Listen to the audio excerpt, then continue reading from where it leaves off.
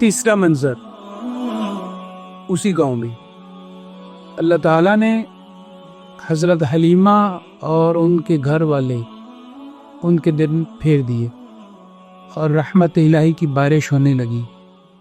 اب سارا کنبہ رسول اللہ صلی اللہ علیہ وسلم پر جان چھڑکتا ہے۔ 4 برس بعد صبح کا وقت ہے اور رسول کریم صلی اللہ علیہ وسلم اپنے بھائیوں کے ساتھ بکریاں چرانے میں مصروف ہیں۔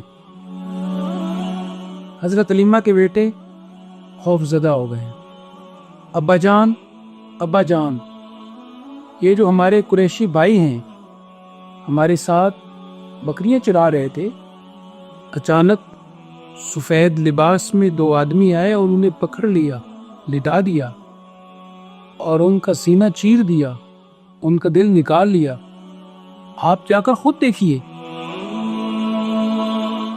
حضرت حلیمہ کے شوہر ابو شیمہ حیران ہو کر، حلیمہ سنو، یہ کیا کہہ رہا ہے؟ چلو دیکھ آئیں۔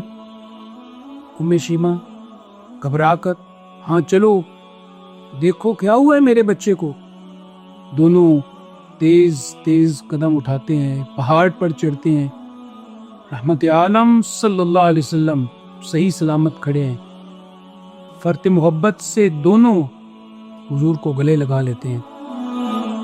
ابو شیمہ، بیٹا کیا ہوا؟ یہاں کوئی آدمی آیا؟ محمد صلی اللہ علیہ وسلم رک کر، جی ہاں، یہاں بھی 2 سفید پوش آدمی آئے تھے، انہوں نے یہاں لٹا کر میرا سینہ چاک کر دیا، مجھے نہیں معلوم کیا ہوا۔ حلیمہ کے شوہر ابو شیمہ، حلیمہ اسے گھر لے چلو اور ابھی ہم ان کو ان کی والدہ کے حوالے کریں گے، نہیں معلوم آئندہ کیا ہوگا۔